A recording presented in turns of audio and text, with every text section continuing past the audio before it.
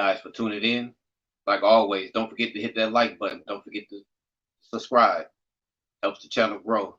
Uh, thank the subscribers. I'm at 200 plus. My goal is trying to get to 1,000 subscribers. So I can unlock my super chats and give you guys some awards and little perks just for being a part of the community. So when I do my live chats and everything, shout you guys out and like I said, become part of this community. Also, check my Patreon page out at SymCast Podcast and Media. You can go over there. I have some different tiers you can choose from. A lot of rewards. Have some prizes. Little fun things coming your way. It's posted now, so go ahead and check it out. Become a member. Help support the channel. Now today's video, I'm doing another video celebrating Black history in the DC Comics. This video, I'm highlighting Mr. Terrific.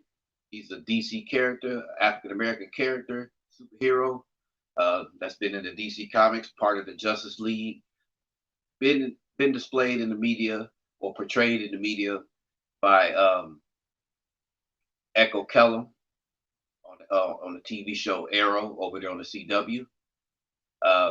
Believe that's the only live action version.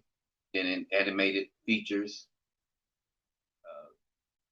and numerous comics, different storylines. So just like I did with my video with Nubia, Queen Nubia, pretty much like I said, just highlighting these characters that sometimes be on the back burner, and that just don't never get pushed to the forefront sometimes. Sometimes we forget about our heroes, some of these heroes that we have in the DC world. So I just feel like, I just want to make a video highlighting that. And then some of my subscribers kind of requested that they wanted to see a video with Mr. Terrific, giving his origins and kind of giving his backstory. So today I will be reading and giving you guys the information, and hope you guys learn from it. Let's go. Got some notes.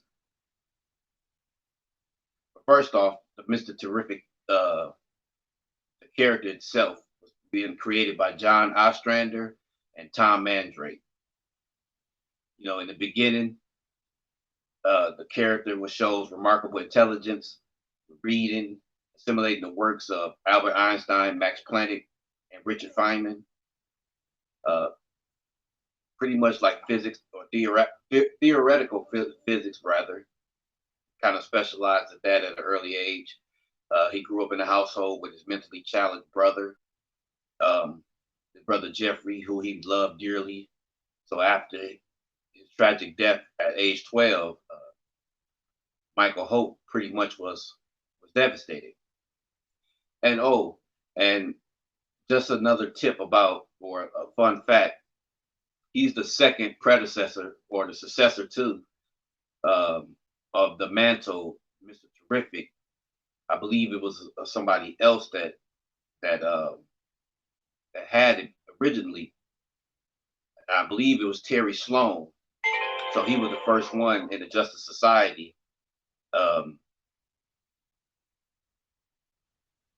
that kind of started off with that character, but then after him, it became Michael Hope. He took over the character. So, but present day, he's the character now, or he's Mr. Terrific now. Okay.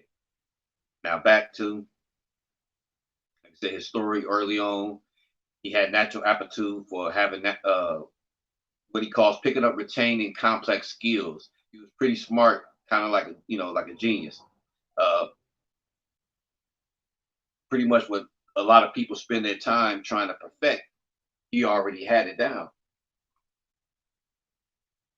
He already, like before he began his career as a superhero, he already possessed like 14 PhDs, 2 in engineering and physics, including doctorates and master's degrees in law, physics, psychology, chemistry, political science, computer science, rocket science, and mathematics.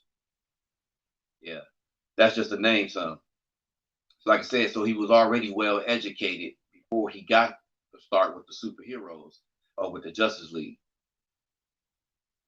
He was a self-made millionaire with a high-tech firm called Cyberware, and ended up sold to Wayne Tech, Bruce Wayne's company, and is a gold medal winning Olympic uh, decathlete. Athlete, decathlete. I guess that's how you say it.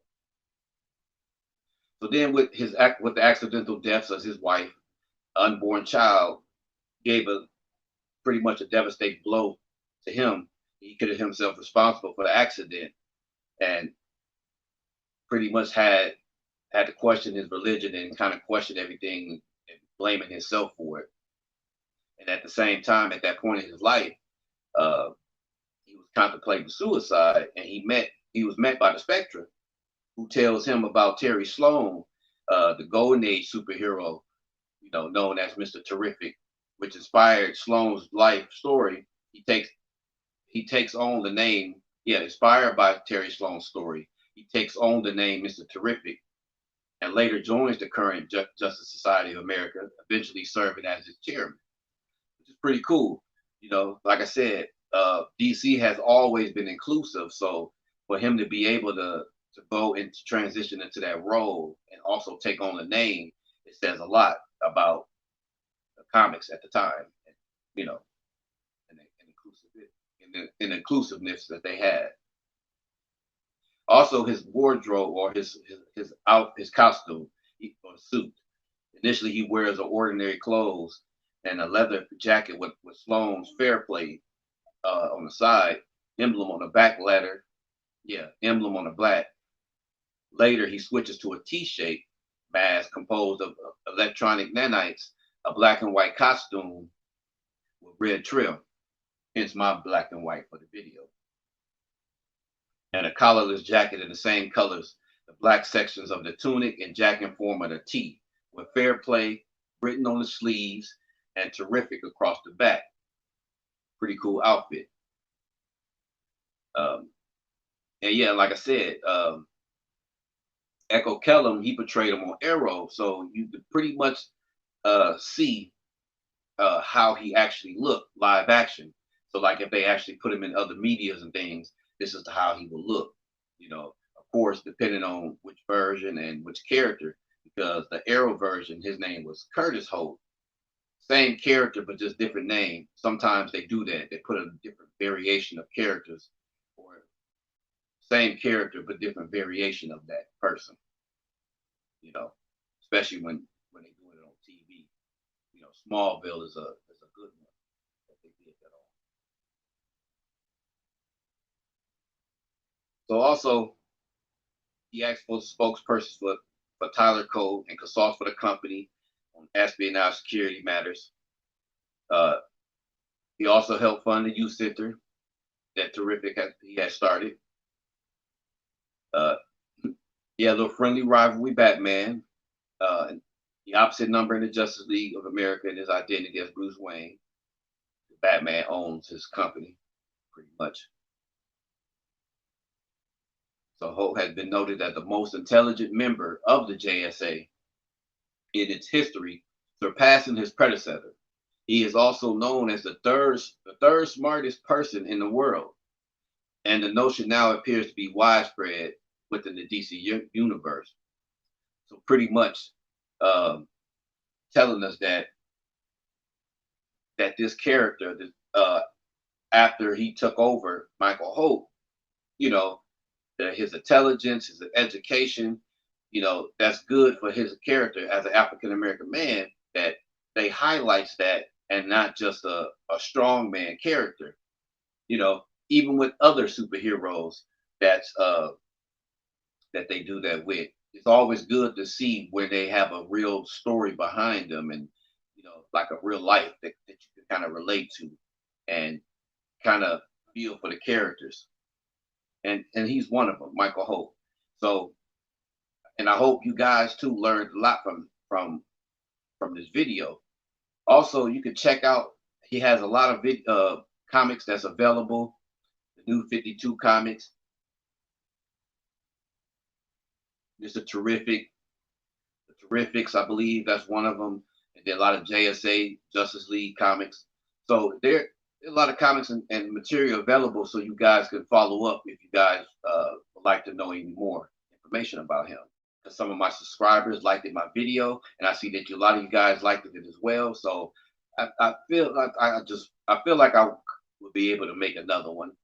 Uh, so glad you guys like it.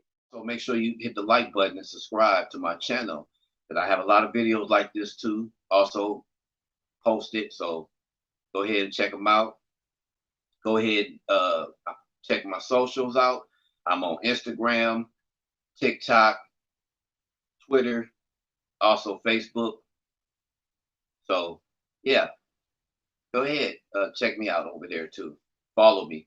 Uh, I post updates frequently, links and everything. So I keep you guys posted for stuff.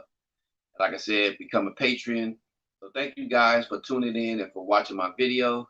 And like always, don't forget to hit the like button. Don't forget to subscribe. Peace.